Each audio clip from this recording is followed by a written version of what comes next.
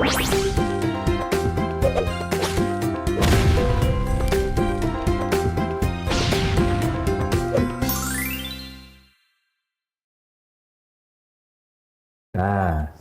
rilisnya udah tahu. Nah, Betul. sekarang yang belum tahu asal muasal ide gagasan. Kok bisa bikin recycle man? Apa itu di? Kan nggak mungkin spontan kan? Wah, ini menarik. Gagal, wah ini menarik sekali nih. Assalamualaikum warahmatullahi wabarakatuh. Berlebihan, Mas. Berlebihan, Mas. Kayak gitu. Berlebihan. Udah siap banget, udah siap banget. Mbak. Sebenarnya awalnya itu waktu aku bikin ide itu pertama nggak pernah dipikirin untuk buat filmnya Hobi Pak, karena kan kita tahu ya Hobi Pak kan pasti setiap tahun pengen bikin film anak. Sebenarnya nggak pernah ada pikiran itu karena ide awal tuh cuma kayak ngumpulin ide aja, karena aku selalu punya bank ide kan setiap bulan tuh pengennya selalu ada satu tuh Mas. Terus waktu aku tuh pertama cerita dulu sama Mas Eno bahwa aku punya cerita kayak gini. Akhirnya waktu itu kan kita sempet cerita itu tuh ke Dana Ace. Karena waktu itu isu soal sampah tuh cukup kuat lah. Iya. Kan bulan-bulan apa ya? Itu bulan-bulan awal 2024 akhir ke 2025 awal lah. Iya. Itu cukup keras lah isu sampah tuh. Apalagi di dekat kantor, di jalan-jalan setiap aku datang ke kampus itu sering inilah Tumpukan terus sampah kayak, banyak. bisa merasa kayak menurutku ini kritik sih sebagai sebagai filmmaker kepada pemerintah. Kita bisa memperbaiki ini tuh nggak lewat ininya, tapi lewat pendidikannya gitu loh. Makanya kayak ini ada menarik. Terus aku punya ingatan soal Ultraman, soal superhero waktu aku kecil, kayak menarik nih kayak kalau kita buatnya kayak gitu. Cita-citanya memang kayak Ultraman nih gitu. Terus sama Mas Seno udah dicobain waktu itu karena aku nggak bisa daftar, dia beralih tim. Terus bisa daftar tapi ternyata Dana Ace maksudnya. Dana Ace ternyata nggak lolos. Ya udah akhirnya kita ngobrol-ngobrol. Waktu ternyata masuk Subo Makarti. Terus akhirnya ya udahlah kita buat aja, ngomong mau siapa nyutradain, terus kayak pengen nyoba deh gitu. Terus akhirnya aku cerita sama Mas Yopi soal hal yang sama. Ternyata Mas Yopi punya ingatan yang sama soal Ultraman gitu. Iya. Cerita. Udah beda generasi. Nggak sih gitu. Seumuran saya. Kok nggak kelihatan? Mas Yopi kan sekarang 22. Aku 2 tahun. 22. Ojo sisanya. Jangan. Nah itu sebenarnya awalnya karena nggak ada darurat sampahnya aja gitu. Karena di Jogja cukup waktu itu cukup ini nggak sih? Ya ngeri. Iya, banget bahkan. Bahkan Sagen kan Bu, Sagen tempat rumah Bu Iya. kan juga kayak ngeri juga nih gitu. Iya. Aku kan cuma kayak ATM ya, amati tidur modifikasi ya, kayak punya apa keresahan apa terus kayak menarik nih kalau digabungin sama Ultraman dan ternyata works gitu. Gabungin itu karena memang sejak semula sengaja mainin untuk anak-anak, bahwa kritisi Iya, tadi iya. apakah Iya. memang untuk anak-anak atau kritisi ini sebenarnya memang untuk umum, karena pendekatannya Mas Rian kan pakai film anak-anak nih, ya mungkin pasti nanti yang nonton kebanyakan pasti akan anak-anak. Iya. Kalau awalnya memang udah anak-anak, udah jelas karena memang waktu mikir awal udah langsung kayak yang isunya setiap tahun tuh adalah piungan penuh Iya. gitu. Jadi kayak ya udahlah memang mungkin caranya kita tuh ya udah edukasi anak-anaknya bahwa masalah sampah tuh serius gitu, dan aku selalu ngomong ke pemerintah untuk mengatasi itu tuh kayak ya nggak peduli banget sebenarnya. Terus saya itu kalau saya jadi awal idenya itu memang akhirnya ya udah memang kita tentunya ke anak-anak kita perbaiki yang bisa kita harapkan kedepannya bisa ya lebih baik lah gitu. Soalnya kalau mau berhadapan yang atas kayak enggak deh. Ya dimulai dari kita aja Ya, dulu ya. bener. Iya. Kita semua Mbak Bu Inga, aku masih kan kita belum pernah bikin film kayak gitu. Iya. Benar. Betul. Kita itu hanya dari hanya dari bayangan dan angan-angan bahwa kayaknya bikin Ultraman itu seru gitu. Terus kita nyari BTS-nya, nyari apanya. Iya. Ternyata kayak gini ya, bikin kostumnya Bu Inga akan seperti itu, bikin kota-kotanya teman-teman Atmas Bayu akan seperti itu. Itu kan sebenarnya hal yang belum pernah kita lakukan gitu. Makanya waktu itu Mas Yopi bilang, kayak kita coba deh bikin skala apa segala macam, terus kita gambar di Mika, bikin rasio segala macam. Itu tuh sebenarnya ya untuk mempersiapkan itu. Ada premis unik dari Mas Yopi waktu itu bilang gini, gila ya kita Jepang waktu itu udah melakukan ini 20-30 tahun yang lalu, tapi kita baru mulai di tahun 2025. tahun 2025 juga ya Mas, kita baru nyari tahu gimana caranya, tapi Yes. mereka udah bener gitu kan. Dan sebenarnya dari itu untuk biar prepare-nya lebih pas aja, karena Boeing butuh dua bulan untuk bikin keseluruhan dari bajunya recycleman sama monster sampahnya. Terus ya kita Iya. juga harus mempersiapkan Bu. Kita mempersiapkan gimana rasionya, terus akhirnya kita dikirim ke Mas Eka untuk oke ini ternyata rasio Iya, paling bener iya, kayak gini. sempat ngetes. Sebagai tes gitu. Beberapa kali tes karena emang Iya. tidak hanya berdiri sendiri ya karena kamera, karena nanti akan menggabungkan beberapa layer gambar ke Iya. Betul. Jadi harus ini benar dulu rasionya, meskipun di editing masih bisa besar kecil, tapi kan secara kamera harus tampak proporsi lah. Nah bener. Arah pandang, sudut pengambilan gambar, jarak berapa meter, Iya. fokusnya di mana, jarak blurnya berapa gitu. Makanya kita kayak ya makanya balik tadi ke bahwa kita nggak tahu gitu, kita ya udah nggak ada yang ngasih tahu lah ibaratnya, nggak ada gurunya yang dari Jepang langsung loh caranya gini gitu. Karena kita sempat kayak mencoba gitu, bahkan sempat nyoba nyari-nyari kita sempat nyari-nyari softwarenya buat yang Mas Shopee apa namanya Iya. itu. Dragonfly ya. Dan itu ada dinamikanya kan, karena harus ada translatornya juga. Toh, waktu itu. Oh bukan. Film berikutnya Iya, oke. yang kameranya bahasa Jepang itu. Oh iya itu benar. Itu sih menariknya adalah proses itu tuh menarik memang. Kalau jujur kalau aku secara filmnya tuh puas sekali karena aku belum pernah gitu. Kalau misal sempurna enggak juga. Kita kan tahu bahwa menurut saya selalu karya pertama tuh tidak akan pernah sempurna kalau kita mencoba suatu hal yang baru. Tapi apa ya, kepuasannya itu adalah kayak ternyata bisa ya Bisa kita ya, gitu, bisa ya gitu. Ini kayak tinggal oke kalau suatu saat memang ada lagi dan bisa dapat dana yang lebih bagus, lebih proper, kita punya waktu yang lebih oke juga. Kita udah bisa bikin gitu. Tapi kalau ini apa namanya desain recycleman-nya, desain kostum recycleman-nya sama kenapa monster sampahnya kayak gitu tuh sebenarnya dari Boeing apa Rian tuh? Sebenarnya tawaran pertama dari aku. Iya. Oke. Terus Diskusinya panjang lah diskusinya itu. panjang, aku Oke. lempar ke Boeing. Awalnya tuh aku pengennya memang yang tidak kelihatan kaki dan segala macam, meskipun Monsternya. kayak Monsternya. gitu. Terus Ya. waktu itu bentuknya memang aku ngomong ini tuh kayak tumpukan-tumpukan sampah yang banyak gitu. Iya. Terus Memang akhirnya, tidak berbentuk aja. gitu. tidak berbentuk. Terus Oke. gimana ya? Tapi kayak harus punya ciri. Makanya kita kasih paruh, kita kasih apa segala Iya. macam. Oke. Terus Boeing menawarkan ke aku, terus oh ya udah ini ACC oke banget. Jadi memang sebenarnya kalau awalnya dulu bayangan saya sebelum, walaupun ini memang desainnya dibikin seperti Ultraman ya, tapi waktu betul. itu karena monsternya kan menurut saya lebih gagah, lebih besar. Masa superhero-nya kecil menurut saya waktu itu gitu kan. Oh. Terus sempat ada diskusi gimana kalau pakai yang armor Iya. hero gitu. Untuk recycleman-nya. Untuk recycleman-nya. Tapi memang kendalanya karena ada fighting-nya kan. Jadi Oke, itu kan benar. sangat kaku sebenarnya itu, dan memang ternyata itu membutuhkan waktu yang banyak ternyata. Ini. Oh, tapi gerak. Waktunya gerak. Waktunya banyak Waktunya ternyata. gerak. Gitu. Oke. Jadi memang faktornya jadi banyak tidak memungkinkan pakai itu. Akhirnya itu last minute kok. Mungkin beberapa minggu sebelum Iya. produksi baru ketemu si Final kostum ini gitu. Oh, Yang benar gitu. Lalu kita berikan beberapa adjustment lah, misalnya kayak ya klebetnya itu tadi, lalu topengnya sedemikian rupa kan itu bikin semua ya. Iya.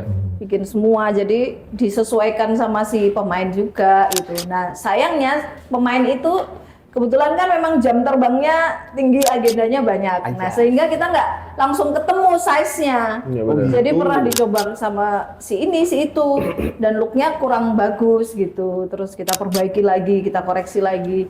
Cukup memakan waktu juga ya waktu itu ya. Iya. Sampai ketemu di Iya, sampai di look yang itu gitu. benar. Kita tuh kayak apa kalau istilahnya kanibal kan waktu itu. Ngambil oh ini part ini aja gitu. Karena kan kita kerja sama juga kan sama studio, salah satu studio apa cosplay atau apa namanya? Cosplay. Jitoku, Iya, Jitoku. Iya. Sama Jitoku. Ya. Sulit sih, memang sulit karena kita tahu tadi itu keterbatasan waktu tadi.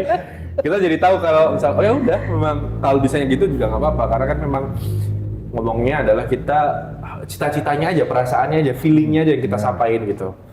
Karena kan Mas Yopi juga punya kedekatan yang sama dengan itu. Kita punya memori yang sama soal Ultraman. Mungkin aku, Mas Yopi, Mas Eka, dan Bunga sama gitu. Kita waktu nonton Ultraman tuh rasa yang didapat tuh bukan masalah megah si kostumnya, tapi emang kayak, ini suatu hal yang cerita yang cukup menarik gitu. Iya, dan sebenarnya kalau dalam membuat kostum monster sampah itu, dinamikanya ternyata juga ada, bahwa karena ini adalah pertama kali saya dan tim juga bikin ya, kami nggak pernah membayangkan ternyata sampah yang dibutuhkan begitu banyak, sangat banyak sekali, dan butuh waktu yang panjang karena kan itu sampah itu benar-benar kami harus bersihkan, kami cuci satu persatu, Iya juga sih, kami gunting satu persatu, kami rangkai itu. Jadi itu memang kami tidak pernah bayangkan sebelumnya bahwa begitu banyak sampah yang dibutuhkan untuk menciptakan satu monster sampah yang seperti itu gitu. Itu luar biasa sih dinamikanya gitu, dan melibatkan banyak orang gitu, termasuk Mas Bayu sebagai artistik gitu. Betul. Karena itu kan kerangkanya lumayan berat juga itu. Iya. Jadi harus di-adjust untuk bisa dipakai si orang yang di dalamnya itu, dengan terus adegan fighting yang sedemikian rupa tetap Bisa safety-nya tetap terjaga gitu kan. Itu memang, jadi kami belajar banyak hal dari situ. Ya, terima kasih untuk kesempatannya. Sama-sama. Sama-sama, saya juga terima kasih Mas Yopi ya. Sama-sama. Iya, assalamualaikum warahmatullahi wabarakatuh. Belum ending. Saya kentean pertanyaan lagi.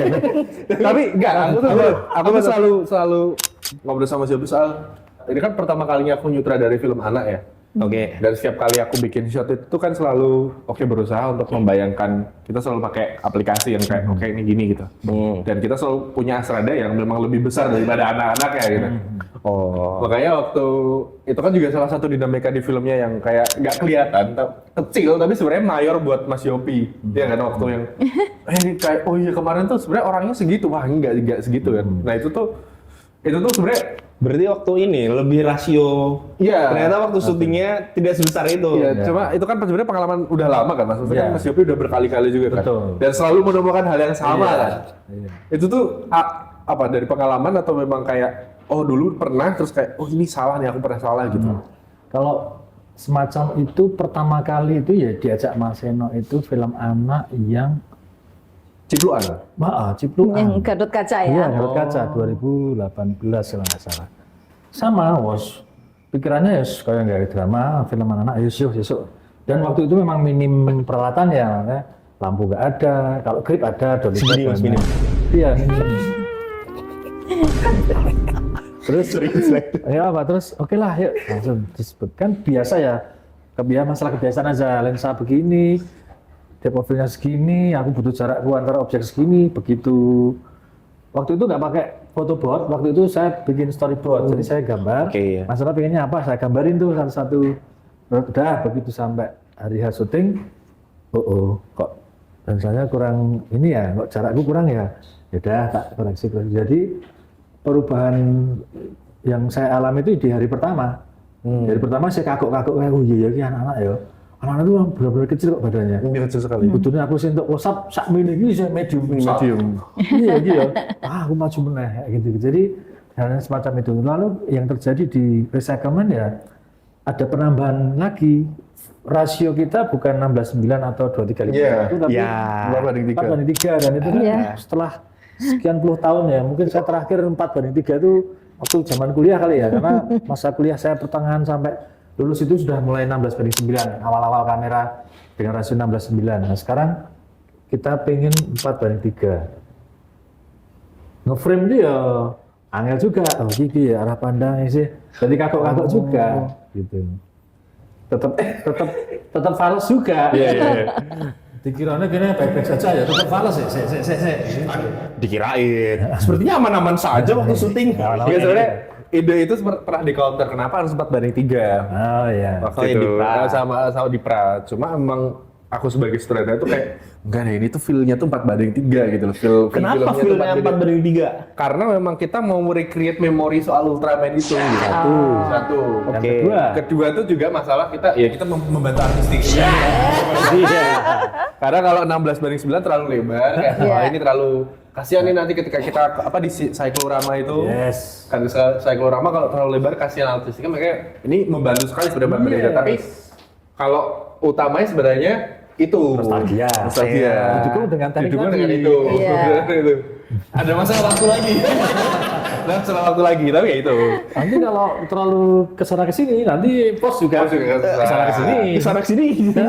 Iya. Rasio frame itu sengaruh itu untuk kita melihat filmnya sebagai bentuk seperti apa gitu, mau dirasakan seperti apa. Makanya ketika aku bilang 4:3 ke Mas Yopi itu, Mas Yopi langsung oke, setuju. Bahkan Mas Yopi bilang, gimana kalau kameranya pakai Iya. handycam apa? Kita pakai Kamera apa? zaman itu. Camcorder aja, terus kayak Saya minta Canon XL. menarik itu, aku udah bilang menarik itu gitu. Iya.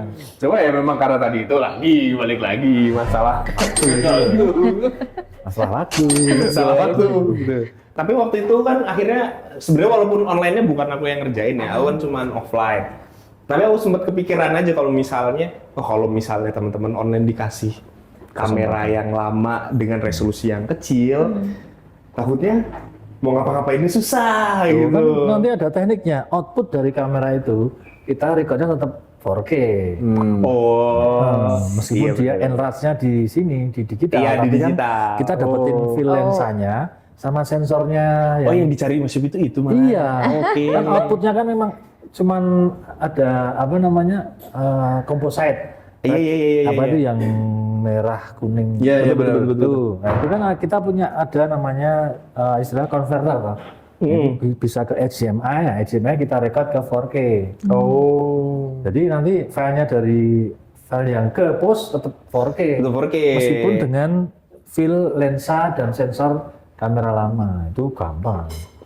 Cuma nyari kameranya aja. Nyari kameranya aja berarti. Kameranya aja. Tapi itu sebenarnya menarik kayak gitu tuh waktu Aku kita yakin kan ada ide kalau cuma mau ngejar itu anu aja mas, tetap rekam biasa 4K, cuma nanti kita efek beda. Ya kan? Oh, Kita iya sempat iya ngobrolin seperti itu. kan. Gitu. kerasnya beda. Feelingnya emang kerasa lebih otentik gitu ya maksudnya. Iya, Otentik. otentik. Aku tuh ngerasa juga kayak emang apa ya? Kan film tuh kan selalu apa ya? Pengalaman baru gitu kan. Dari setiap project ke project gitu. Apalagi aku sebagai sutradara dan mencoba dulunya aku biasanya bikin horor, tiba-tiba bikin film anak itu juga pengalaman baru karena kayak oh ini aku bisa sesuatu yang aku pakai di horor atau sebaliknya gitu. Itu juga pengalaman sebenarnya dari teman-teman juga dari obrolan-obrolan kayak Mas Yopi kayak misal enggak ini filmnya tuh harusnya kayaknya memang handycam gitu. Terus waktu aku ingat-ingat dan aku coba rasain lagi, iya ini kayak handycam harusnya gitu. Cuma pada akhirnya tetap puas sih, tetap puas dengan hasilnya. Tetap aku selalu ngerasa puas selalu karena udah apa yang kita lalui lah bersama-sama. Kelas. Pas bos. Itu sih. Oke. Membesarkan hati. Penemuan karakter asli mereka tuh juga dari teman-temannya sendiri karena mereka cerita itu tuh gini gitu. Oh gitu. Tapi Dan ya, artinya tidak semata-mata yang belajar mereka, justru kadang kita yang iya belajar kita dari tuh mereka. belajar. Wah aku belajar banyak banget dari mereka. Belajar kayak